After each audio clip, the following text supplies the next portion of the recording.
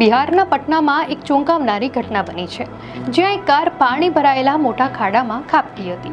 આ અકસ્માત બાદ કારના માલિક નીતુસિંહ ચોબેએ સ્થાનિક પ્રશાસન પર આરોપ લગાવ્યો કે આ ઘટના સરકારને બદનામ કરવાનું ષડયંત્ર છે. આ અકસ્માતમાં કારમાં સવાર 5 મુસાફરોનો આબાદ બચાવ થયો હતો. વાયરલ થયેલા આ વિડીયોમાં જોઈ શકાય છે કે કાર અડધાથી પણ વધુ પાણીમાં ડૂબેલી છે. આ ઘટના પટના રેલવે સ્ટેશન પાસેના એક તૂટેલા અને ઉબડ-ખાબડ રસ્તા પર બની હતી, જ્યાં લાંબા સમયથી કોઈ કામ જ નથી થયું. સામાન્ય રીતે લોકો આવી સ્થિતિમાં સરકાર પર રોષ ઠાલવતા હોય છે, પરંતુ કારના માલિક નીતુસિંહ ચોબેએ તો આરોપ લગાવ્યો છે કે આ બિહાર અર્બન ઇન્ફ્રાસ્ટ્રક્ચર ડેવલપમેન્ટ કોર્પોરેશનનું કાવતરું છે. તેમણે જણાવ્યું કે અધિકારીઓએ આ ખાડો બનાવ્યો અને 20 દિવસ સુધી તેના પર ધ્યાન ન આપ્યું.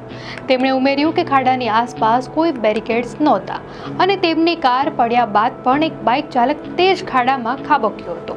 સ્થાનિક લોકોના જણાવ્યા અનુસાર આ ખાડામાં દરરોજ કોઈને કોઈ પડતું રહે છે. દર્શક મિત્રો, આ ઘટના અંગે આપની શું પ્રતિક્રિયા છે અમને કોમેન્ટમાં ચોક્કસથી જણાવશો. આવી જ નવી ખબરો માટે ધ લોકસત્તા ચેનલને સબસ્ક્રાઇબ કરો.